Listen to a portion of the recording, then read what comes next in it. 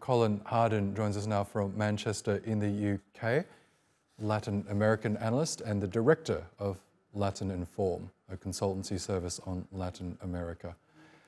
Really good to have you with us. Firstly, Nicolas Maduro, the president of Venezuela, first responded to this vote by saying that the result of the referendum essentially rectifies an historical wrong, what he called a colonial dispossession from the drawing of this border in Paris in 1899. If this has been a long-standing problem, why then is this vote happening now? Well, I think the context really is the elections next year that are supposed to take place in Venezuela.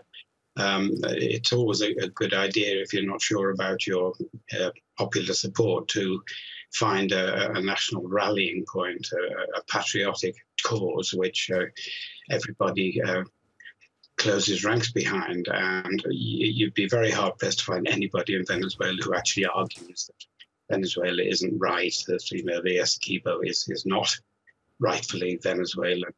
So I think this is a ploy, if you like, by Maduro to find national unity around a cause which reflects well on his government.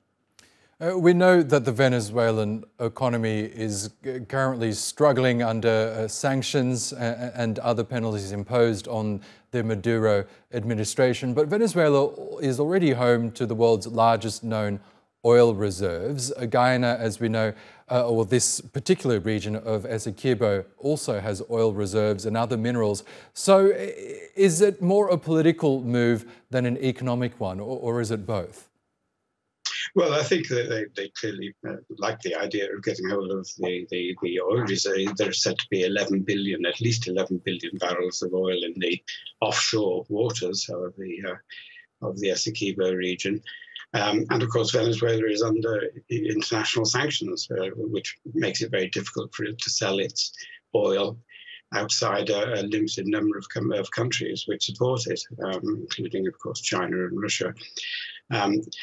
But yes, I think it is much more at this moment a political than an economic, because the Venezuelan economy is of course, in a terrible state and has been for years. So anything that boosts their holdings would be also seen as a positive thing in government circles. I mentioned earlier that this region in question, Essequibo, accounts for some 60% of Guyana. So it's not like it's just a small region of that country. So what do you envision to be the next steps here? Is Venezuela simply going to annex the territory? I can't imagine that the international community would just stand by and watch this happen.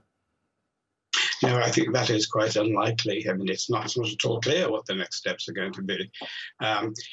Theoretically, it now gives popular approval for creating the state of Guyana, Essequibo.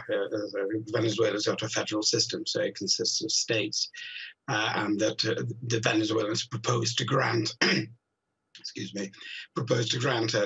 Venezuelan citizenship and issue identity cards to people living there.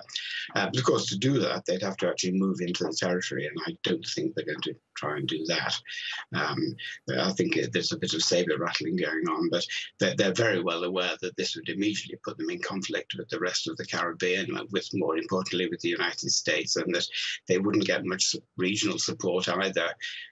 Brazil, for instance, neighboring Brazil, the great local power, has made it quite clear, or the president has, that more talk of conflict and warfare and bloodshed at the moment is the last thing the world needs. And I don't think it would be a very wise move for Venezuela to make, although clearly in military terms they could easily move in.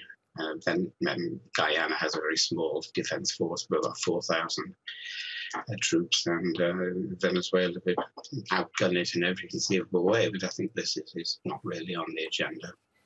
Okay, Colin Harding, we'll have to leave it there. Thank you as always for sharing your analysis with us.